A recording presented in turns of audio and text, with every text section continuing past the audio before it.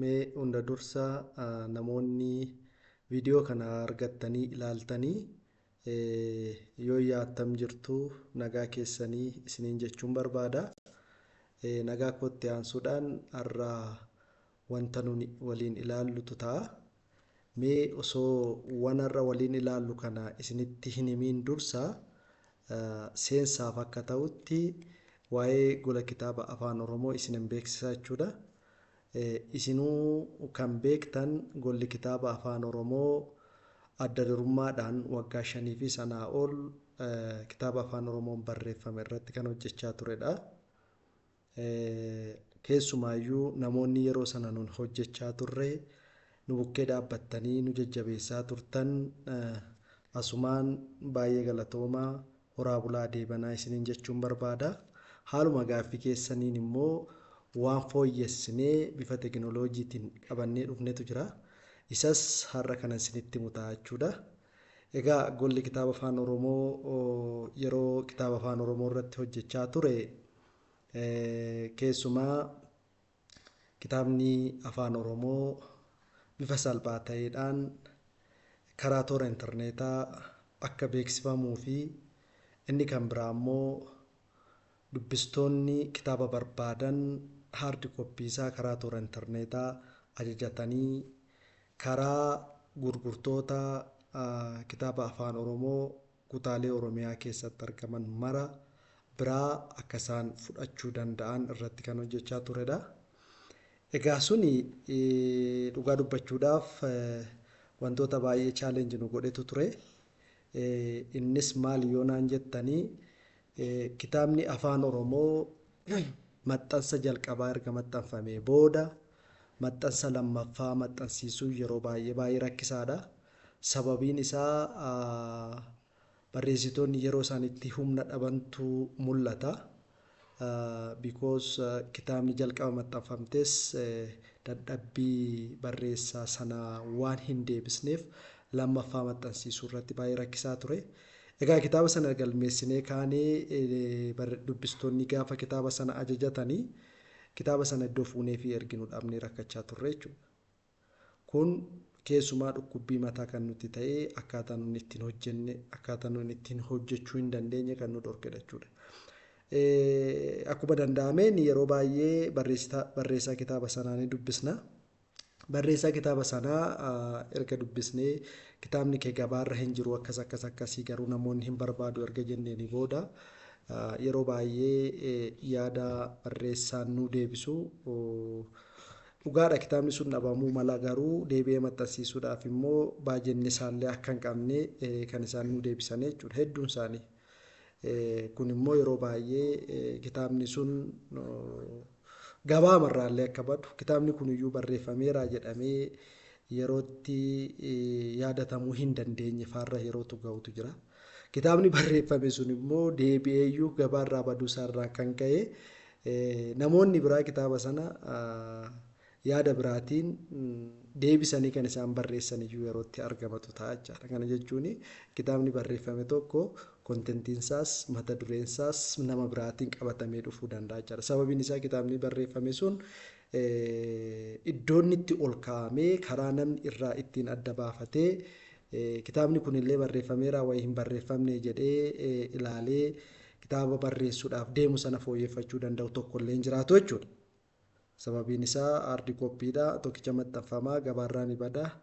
So kitaabni sun yeroo baay'ee yeroo barreessuu barbaadamu kitaaba sanarraa fooyyessuu yookaan immoo kitaabni kun barreeffameera waan ta'eef deebi'eellee hin barreessu jedhamee iddoo argatamee ittiin adda baafatan waan hin jirreef baay'ee rakkisaa ture. Egaa kun akka jirutti ta'ee har'a gaaffii yeroo baay'ee isin kaastan maal ta'a karaa seera barreessaan sun kitaaba itti barreesse jalaa tuquu hin dandeenyetti karaa toora intarneetaa PDF kitaaba sanaa bitannee dubbisuu dandeenyu yoo nuu jijjiirtan maal ta'a kan jedhu gaaffii keessan yeroo dheeraa ture.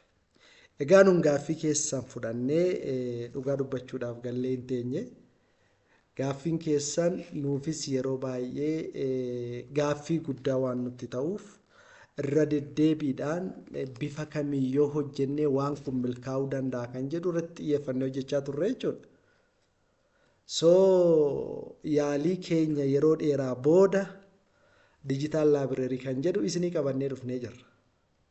Egaa digital libraryin booda kan waliin ilaallu ni ta'a. Ammaaf karaa toora intarneetaa osoo kitaabni barreessaa sanaa daawunlood hin ta'in, piriint hin ta'in, koppii hin ta'in, sheer hin ta'in, bifa secured ta'een akkaataa dubbisaan tokko qofti kitaaba sana bitee dubbisuu danda'uun isinii qopheessinee dhufnee jirra.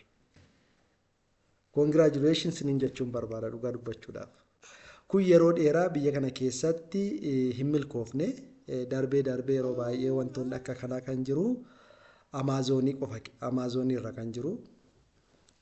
Nunillee yeroo baay'ee akka workbenchitti yeroo baay'ee Amaazoniin yerootti irra deddeebiidhaan ilaalletu ture.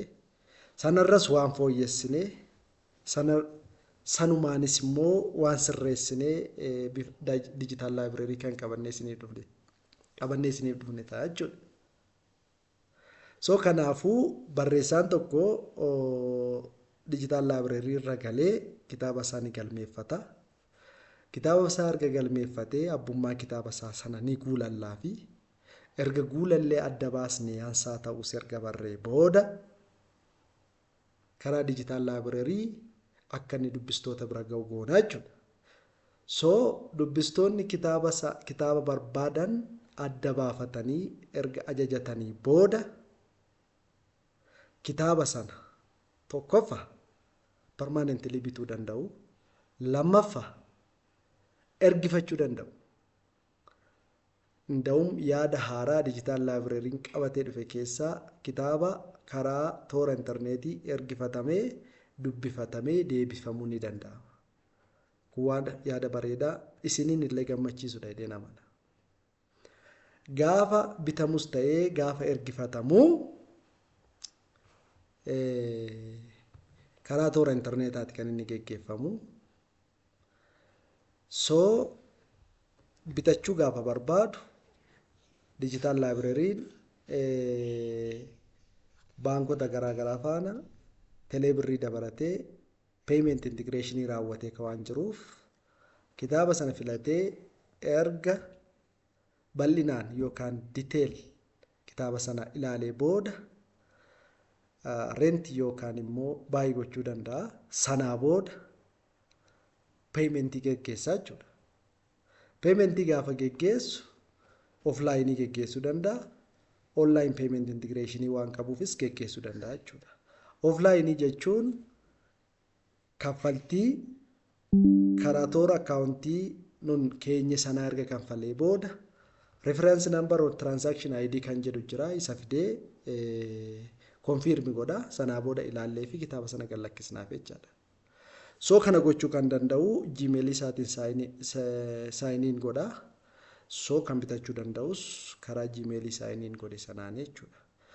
Karaa kamiyyuu taanaan kitaaba sana akkuma nama isiniin jedhe share, download, copy, print, select all gochuun tasuma hin danda'amu jechuudha. Kana kan eeggateen PDF isaa ni gadhiifamaa fi PDF isaa sana karaa digital library dubbisuu danda'a. Yookaan immoo karaa Google Drive kitaaba sana ni erginaa fi karaa sanas kitaaba sana dubbisuu ni danda'a jechuudha. Kana gochuu kan danda'u kophaa isaati.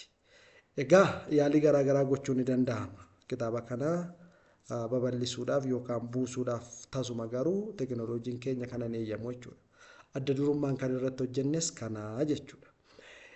Inni kan biraa kitaabni sun akkuma bitameen abbummaa kitaaba sanaatiif akkaawuntii inni nu biratti qabsiifatee jiruun atattamaan birriin kitaaba sana ittiin bitamee akkaawuntii isaarra galaaf jechuudha.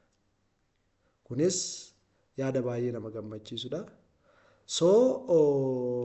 Egaa digital libraryin kanaa fi kanneen kana fakkaatan ni qaba. keessumaa immoo dhiyootti audio book bifa seenessa kitaabaa namoonni qopheessan itti gurgurachuu danda'anis isas ni daballa. Isas kan waliin ilaallu ta'a.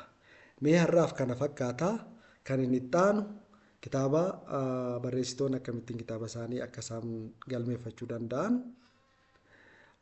akkasumas immoo dubbistoonni haala kamiin bituu akka danda'an digital librariin kun maal of keessaa qaba kitaaban barbaade immoo haala kamiin dafeen argachuu akka danda'u akkamittiin gmailii kiyyaan saayiniin gochuu akka danda'u kanaafi kan kana fakkaatan hundumasaa viidiyoo ittaanu irratti isinii qabadheen dhufa.